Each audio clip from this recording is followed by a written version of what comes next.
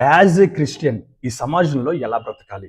చాలా సందర్భాల్లో సమాజం చాలా అగ్రెసివ్‌గా కనిపిస్తుంటది. చాలా క్రూరంగా కనిపిస్తుంటది. ఇటువంటి సందర్భాల్లో క్రైస్తవులు మనం ఎలా స్పందించాలి?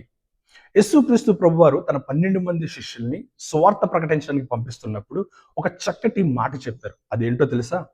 తోడేళ్ల మధ్యలోనికి గొర్రెలను పంపిస్తున్నట్టు నేను మిమ్మల్ని పంపిస్తున్నాను. కాబట్టి పాముల వలె వివేకంగా ఉండండి. పావురము వలె నిష్కపటంగా ఉండండి అని యేసుక్రీస్తు ప్రభువారు చెప్పడం జరిగింది. ఇది కేవలం 12 మంది శిష్యులకి మాత్రమే కాదు కానీ ప్రతి క్రైస్తవుడు కూడా ఆచరించాల్సిన విషయం. పాములో ఉండే వివేకం ఏంటి అని మనం ఆలోచించినట్టుకైతే ఎవరైనా పాము మీద దాడి చేయడానికి వచ్చినా ఆ పాము ఉన్న చుట్టుపక్కల ఏరియాలో ఏదైనా గలబడి పెద్ద పెద్ద శబ్దాలు జరిగినా ఫస్ట్ ఆఫ్ ఆల్ పాము అక్కడ నుంచి పారిపోద్ది. మొదట కాటు వేయడానికి ప్రయత్నించదు. ఇంక ఏ దారి లేదు అనుకున్నప్పుడే పాము కాటేస్తది తప్ప, అప్పటి వరకు కూడా పాము పారిపోవడానికే ప్రయత్నం చేస్తది. పారిపోయినంత మాత్రాన పాము చేతగానిది అని కాదు. పాము కాటేసిందంటే ఎవరైనా చనిపోవాల్సిందే. అది విషపూరితమైన పామయితే. బట్ ఏంటంటే అది పారిపోవడానికి ఎక్కువ చూస్తది. దేవుడు కూడా దాంట్లోంచి మనకిచ్చిన గుణం ఏంటంటే, ఎప్పుడైనా, ఎక్కడైనా ఏదైనా గొడవ జరిగినా, సమస్యొచ్చినా అక్కడ ఉండి వాళ్ళతో నువ్వు ఫైట్ చేయటం గాదు. ఎందుకంటే వాళ్ళతో ఫైట్ చేసినప్పుడు అదే విధమైన ప్రవర్తన నీలో వస్తది. కాబట్టి అక్కడి నుంచి దూరంగా వెళ్ళడానికి ప్రయత్నం చెయి.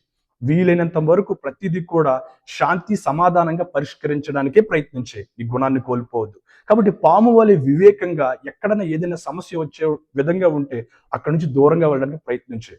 రెండవది పావురము వలె నిష్కల్మషంగా, నిష్కపటంగా ఉండు. దానికి అర్థం ఏంటంటే నీ మనసులో ఏ విధమైన చెడు అభిప్రాయాన్ని పెట్టుకొని ఎవరిని పాడు చేయడానికి ప్రయత్నం చేయకు. ఎవరితో ఉన్నా కూడా కల్మషం లేకుండా బ్రతుకు అని దేవుని వాక్యం సెలవిస్తుంది.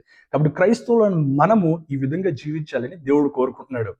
మీలో ఎంతమంది ఇలా జీవిస్తున్నారు? ఎప్పుడైనా, ఎక్కడైనా ఏదైనా సమస్య వచ్చినప్పుడు దానికి దూరంగా ఉంటున్నారా? లేదా అక్కడే ఉండి వాళ్ళతో పాటు వాళ్ళకిలాగే ప్రవర్తిస్తున్నారా? రెండవది, నీ మనస్సు కల్మషం లేకుండా నిష్కల్మషంగా ఉందా? లేకపోతే ఇష్టానుసారంగా తప్పుడు ఆలోచనలన్నీ కూడా మనసులోకి తెచ్చుకొని కక్షలు, కుట్రలు, కుతంత్రాలతో బ్రతుకుతున్నావా? ఈరోజు దేవుని వాక్యం నీతోనే మాట్లాడుతుంది. Try to be holy and establish the peace. దేవుడు మిమ్మల్ని దీవించును గాక. God bless you.